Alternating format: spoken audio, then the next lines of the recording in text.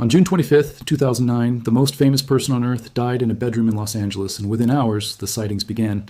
Not the mourning, not the tributes, the sightings. A shadow crossing a wall behind his brother on live television. A figure in a fedora standing motionless outside the mausoleum where he was supposed to be buried.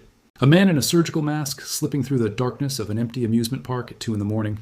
A voice buried in the background of his sister's album 6 years after the funeral, saying words that nobody was supposed to hear. Michael Jackson has been generating reported sightings for 15 years, and they have not stopped. They have not slowed down. They come from wedding videos and hotel hallways and airport terminals, and the quiet corners of charity galas, and the backseat views from parked cars and neighborhoods where he used to live. They come from people who knew him personally, and from strangers who only knew his face from album covers, and they all describe the same fundamental experience. A moment of recognition so immediate and so complete that the person experiencing it cannot rationalize it away, no matter how hard they try. What is actually happening when thousands of people across dozens of countries in 15 years report seeing the same dead man? That is the question underneath all of these stories, and it is more interesting than either the believers or the skeptics usually acknowledge. Start with the first one, because timing matters in these things, and the first sighting happened before the body was cold. Larry King was broadcasting live from Neverland Ranch. Jermaine Jackson was mid-sentence. Millions of people were watching. And across the wall behind Jermaine, something moved. A shadow that did not belong to anything visible in the frame. It crossed from right to left in a single, smooth, deliberate motion, and then it was gone. The shot held steady. Jermaine did not react. The broadcast continued. What happened next tells you something important about how these stories work. The network said it was a crew member crossing a light source somewhere off camera. The crew members who were there said the same thing. And for people watching, the footage who were already in the specific psychological state of acute grief, the explanation landed as incomplete. Because the shadow moved in a particular way, because of how it was shaped, because of something about the posture and the gait that felt familiar in a way that is extremely difficult to argue against when you have spent years watching a specific person move. The rational explanation is almost certainly correct. Shadows behave in unpredictable ways on a live television set with multiple light sources and moving crew members, but the rational explanation does nothing to address the emotional reality of what the people watching that footage were experiencing in that specific moment. They were in grief. They were watching a broadcast about a loss that felt impossible, and something appeared on that wall that gave the grief a different shape for a moment. That is the engine that runs everything that came afterward. The memorial service at the Staples Center held 50,000 mourners, and cameras swept the crowd constantly. Someone spotted a man in dark glasses in the upper sections, the jawline, the way he tilted his head.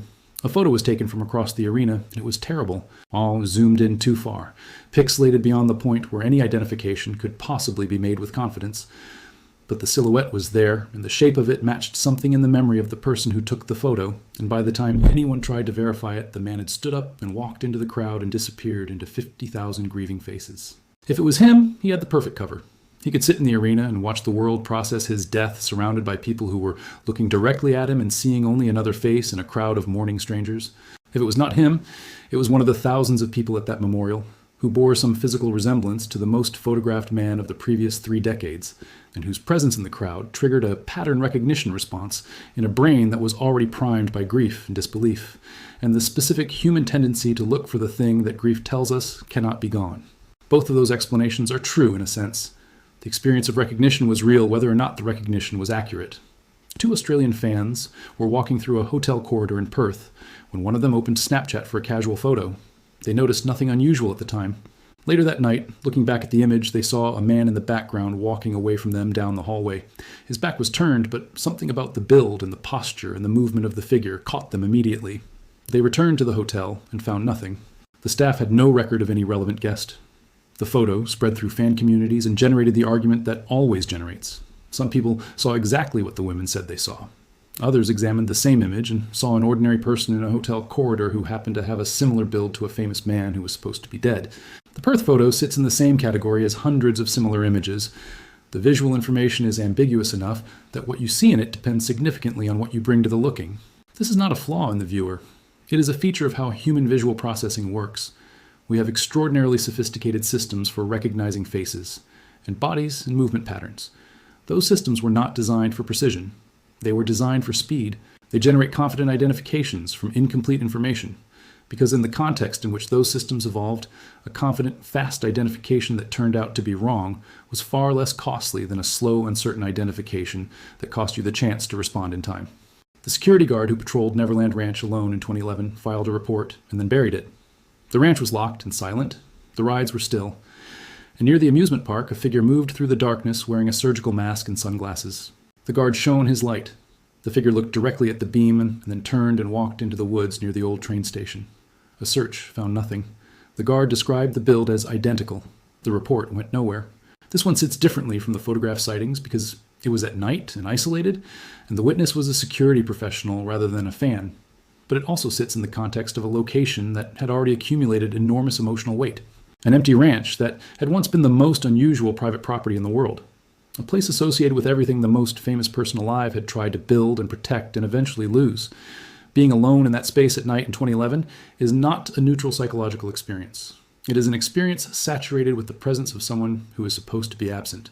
The ghost hunting crew that parked outside the Holmby Hills mansion at 2 a.m. and asked into the static of their spirit box for some kind of response heard one word come back through the frequency scan. Moonwalk. Clear enough that everyone present heard it the same way. Soft inflection, the same rhythm. Spirit boxes scan radio frequencies in rapid succession and produce a continuous stream of audio fragments. The human brain is extraordinarily good at finding patterns in noise. It is so good at this that it finds patterns in noise that are not there. This is called apophenia, and it is not a disorder. It is the default operating mode of a brain that was built in a world where missing a real pattern was more costly than finding a false one. Ask the spirit box a question about a specific person, and listen to the noise that follows, and the brain will find the pattern it is looking for, because it is built to find patterns, and it knows which pattern would be meaningful in this context. None of which changes what the crew experienced. They heard something that sounded like a word, and the word sounded like something specific, and the experience of that moment was real, regardless of what the mechanism behind it was. The flight attendant with 15 years of private charter experience who boarded passengers at Buenos Aires, including one night, a man in a hoodie who kept his head down and spoke quietly and thanked her in a voice she had not heard in years. She knew immediately. She had no photograph. The bodyguards blocked every angle. She never told her supervisors. Years later, she told a journalist and said she still wonders whether she was right. Here is what makes this particular account interesting. She specified that she had served rock stars and presidents and diplomats for 15 years. She was not someone for whom celebrity proximity was a novel or destabilizing experience. She was not a fan in the grip of grief at a memorial or a teenager with a camera trying to catch a celebrity. She was a professional in her own working environment doing her job. And she heard something in a voice and saw something in a face, and the recognition was immediate and complete, and she has not been able to fully set it aside in the years since. The wedding video that surfaced in 2017 was different from the other sightings because it placed the figure in an explicitly intimate family context. A nephew had gotten married. The camera swept across the guests and paused briefly on a man standing partially behind a pillar in a white suit and sunglasses. His face was visible enough. The chin, the slight smile. He was standing near Prince in Paris. The video was pulled from YouTube within hours, but screenshots existed and they circulated widely. The family never commented. No guest claimed to have known the man. He appeared in the footage, and then in the subsequent hours, he disappeared from the internet and from any official acknowledgement that he had ever been there at all. The groundskeeper at Forest Lawn had worked there for 12 years. He knew the rhythms of the place at night. One evening he saw a man in a dark suit and a fedora standing motionless before the mausoleum. He called out. No response. He approached. The figure stepped sideways at 20 feet and was simply gone. The security footage showed something but not a face. He quit 2 weeks later. He told his wife it was a workplace incident. He has never told anyone the full story. What all of these stories share underneath the specific details is something worth examining rather than simply cataloging. They share a particular quality of certainty that does not erode over time. The people who report these sightings do not walk them back. The flight attendant does not decide years later that it was probably just someone who looked like him. The usher who saw a man slip through an emergency exit at the memorial still knows what he saw. The groundskeeper still refuses to go back to that spot at night. This persistence of subjective certainty is itself a data point. It does not prove that the sightings were accurate, but it tells you something about the nature of the experience. Whatever happened in those moments, it happened with enough force and enough specificity that the people involved cannot file it away as an ordinary misidentification. Michael Jackson is far from alone in generating this pattern. The most famous dead men and women in modern cultural history tend to accumulate sighting reports in the years and decades after their deaths. Elvis Presley died in 1977, and a truck driver named Jack pulled into a gas station in Kalamazoo, Michigan in 1988, and encountered a man in a jumpsuit at the pump. The sideburns, the sunglasses. He approached and asked for an autograph. The man signed a napkin and drove off in a white Cadillac without saying a word. Jack kept the napkin for years and showed it to anyone who would look, and the signature was examined by people who compared it to authenticated examples. and the verdict was never unanimous in either direction. Tupac Shakur was killed in 1996, and in 2003, a tourist in Havana saw a man sitting at an outdoor cafe with tattoos visible on his abdomen and a fedora pulled low, and a face that the tourist recognized from 1,000 images. A blurry photograph circulated for weeks. Nobody could prove it was him. Nobody could prove it was not. Jim Morrison died in Paris in 1971, and a hotel maid in Los Angeles in 1984 stepped out of an elevator and found herself in a hallway with a man she had spent years looking at on album covers. She screamed. He smiled slightly and walked toward the exit. She alerted security, and he was already gone. John Lennon was shot in 1980, and a record store clerk in New York watched a man who could only have been John Lennon browse the Beatles section and buy a record in cash, and say in a voice with a specific, unmistakable inflection that the clerk had the wrong guy. The surveillance footage showed a hat and an obscured face, and nothing that confirmed or eliminated anything. Kurt Cobain died in 1994, and a baggage handler in Seattle in 2006 watched a man in a flannel shirt with long blonde hair and pale, exhausted skin step onto a plane to Rio and look up when the baggage handler called his name, and hold the eye contact for a moment before boarding without a word. Bob Marley died in 1981, and a music producer in Kingston who had worked with him during the 1970s saw a man in a red, gold, and green cap raise a hand in a peace sign and smile a gap-toothed smile and walk into a market crowd and disappear. Princess Diana died in 1997, and a volunteer at a charity gala in 2002 spotted a woman in a blue dress and pearl necklace standing near the back of the room, and approached and found an empty spot and asked security if anyone had seen a woman matching that description and got nothing back. Freddie Mercury died in 1991, and a man walking his dog in Kensington Gardens in 2005 found the Queen's singer sitting on a park bench in a yellow jacket smoking a cigarette and watched him wink and stand and walk toward a gate and disappear behind a row of trees. What do you do with all of this? You could dismiss it uniformly, and you would have strong rational grounds for doing so. Every one of these sightings is unverified. Not one produced evidence that survived scrutiny. The photographs are always blurry or distant or ambiguous. The witnesses are always alone or in small groups. The famous person always disappears before independent confirmation arrives. The pattern of how the sightings fail to produce evidence is itself perfectly consistent with a universe in which the sightings are misidentifications. But dismissing them uniformly means dismissing something that is real, even if it is not what the witnesses believe it is. The experience of recognition is real. The certainty is real. The fact that these experiences cluster so heavily around specific individuals rather than being distributed randomly across all famous dead people is real. The fact that the sightings tend to occur in places and contexts that had emotional significance in the subject's life is real. The fact that the witnesses tend to be people with genuine prior knowledge of their subject rather than strangers encountering a face from a distance is real. These things are worth taking seriously, even if what you take seriously is the psychology rather than the literal claim. The specific case of Michael Jackson generates more sightings than almost any other figure, and the most plausible explanation for that concentration is the specific intensity of the emotional relationship that his audience had with him. His music was not background sound for most of the people who grew up with it. It was formative. The relationship was parasocial in the technical sense, which means it was one-sided, but it was not shallow. Millions of people grew up with his voice in their ears, and his movements and their visual memory and his face as one of the most thoroughly documented human faces in photographic history.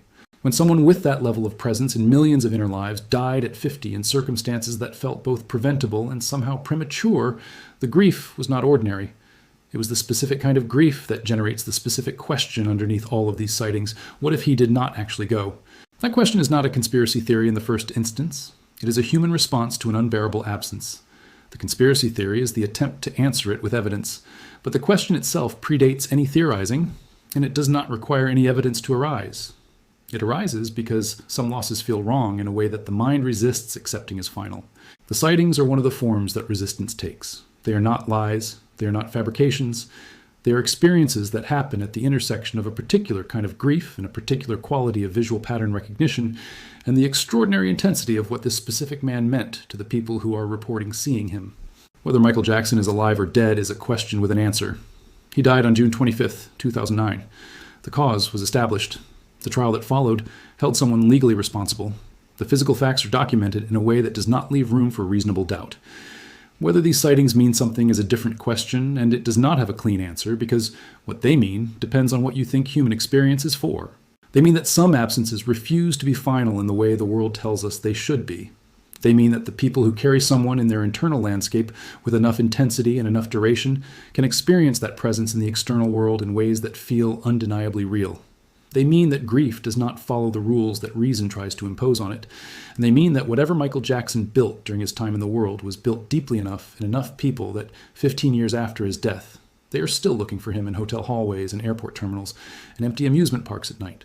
The sightings continue. The photographs accumulate in hard drives and phone cameras.